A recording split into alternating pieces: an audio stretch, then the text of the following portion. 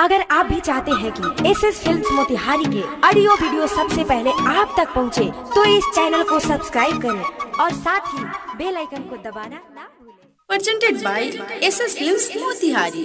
Music by Saurabh S. ससुरा से मिले जानवई हो, कोइले बारू प्यारा ना भूलई हो।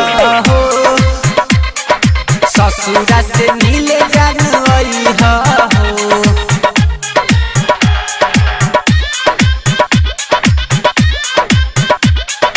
ससुरा से मिले जानवई हो, कोइले बारू प्यार ना भूलई हो। ससुरा से मिले जानवई हो,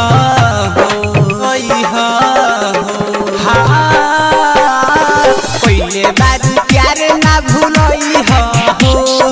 ससुरा से मिले जानवई हो, कमे उमर में कइले शादी, दोसरा के हाथ काहे धइलू हो। कोइले बारू प्यारा ना भूलई हो, ससुरा से मिले जानवई हो। ससुरा से मिले जानवई हो, कोइले बारू प्यारा ना भूलई हो।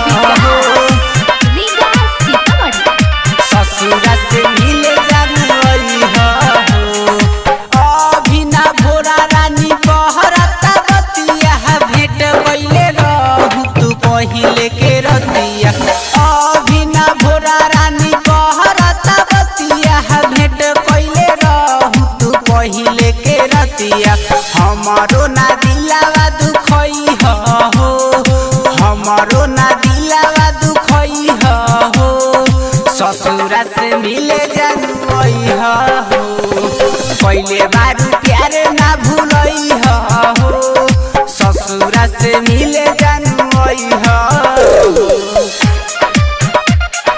ससुरा से मिले जानवई हो, पहिले बारू प्यारा ना भूलई हो।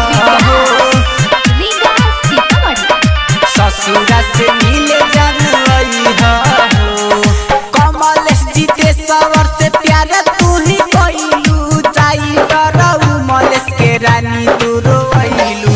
जीतू आ नवलेश से प्यारा तू ही कइलू, जितेंद्र यारावा के रानी भूल गइलू।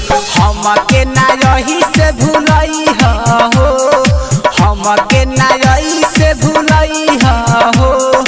ससुरा से मिले जानवई हो, कोइले बारू प्यारा ना भूलई हो। ससुरा से मिले जानवई हो,